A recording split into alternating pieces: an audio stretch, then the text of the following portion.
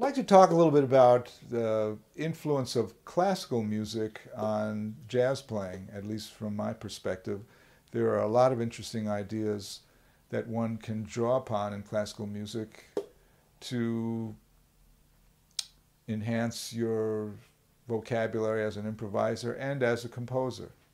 When you think about it, jazz music has always been a fusion, if you will, of styles of music. The blues combined with classical music on some level resulted in the music of Tin Pan Alley.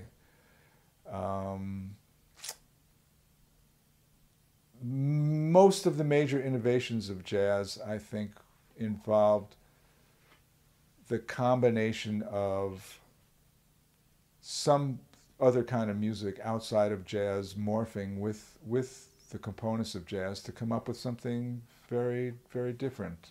Case in point, Miles Davis's bands. Miles always had a pianist, as in Herbie Hancock, Chick Corea, Keith Jarrett, that drew heavily upon the classical music tradition, and particularly when you talk about chromaticism in 20th century classical music, that shifted over very nicely to jazz improvisation. If you listen to the music Miles was doing, and from 1964 on, starting with Herbie Hancock, there was this definite infusion of chromaticism in that music. And from my own experience studying saxophone literature and music in general, I found a couple of different things that were very, very pertinent to my jazz playing.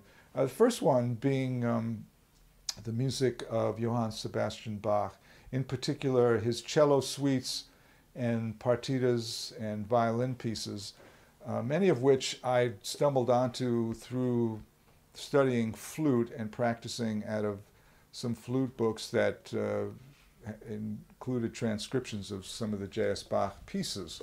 And many of these really lay very nicely on the saxophone. And I've worked on them, and I, in fact, have my students work on these. It's a great way to, number one, practice executing a melody with some sense of grace and style. It's a wonderful way to establish the ability to, as a single note instrument player, play in such a way that is complete, where you can play by yourself and infer rhythm, harmony, and melody simultaneously. And this is something that I've kind of slid over into the jazz realm, and it's essential, really. When you're playing with a rhythm section, you really have to have this awareness, not only of form, but of rhythm, harmony, and melody in such a way where your line implies those three things in a very specific way. So if we take one of these pieces, you'll notice that it sounds like a complete orchestra. I mean, the harmony and form is heavily implicit in the melodic writing. So a piece like